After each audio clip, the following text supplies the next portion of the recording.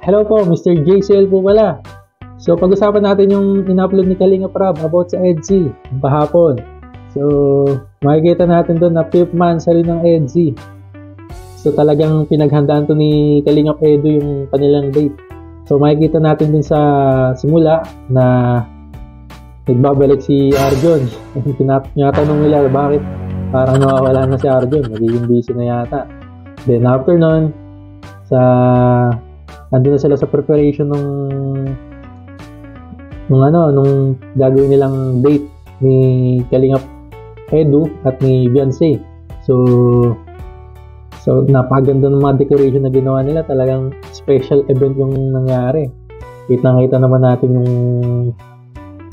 yung decoration, talagang di basta-basta, di ba? At yun daw ay pang 5th monthsary as a lab team ng EDSI. So makikita rin natin sa video na dumating na si Beyonce and si Edu, talagang handang-handa na siya. And nakita natin yung ngiti, yung tuwa, na talagang excited siya na makita ito. So ayun. Then after nun, si Kalingap Edu. Ano sinabi niya? Sinabi niya, mahal na daw niya si Beyonce. So, love team pa rin ba to? Totohanan na. Ano sa tingin nyo? So, yun. And yun, nag-date sila. And after ng date, may mga tanong-tanungan pa silang nangyari.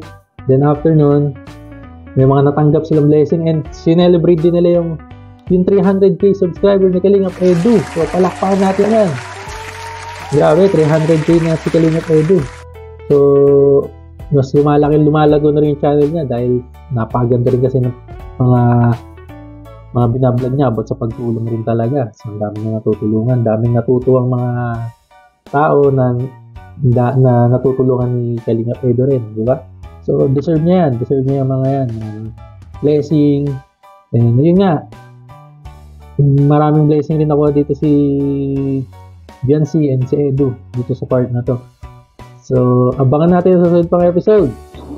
And palagi rin po natin susuportahan ng Team Kalingap dahil napakarami po nilang natutulungang talagang nahihirap na napapabahayan nila. And lagi natin susuportahan ng mga love team nila dahil ito yung isa sa mga paraan na kanilang pagtulong para dito nila kasi kinuha yung kanilang tinutulong. So yun po, ako nga po pala ulit si Mr. JCL. Kung di ka pa po nakapag-subscribe sa aking channel, mag-subscribe ka na para updated ka sa mga susunod ko pang i-upload. So, paki-like na rin po ng ating video. Thank you!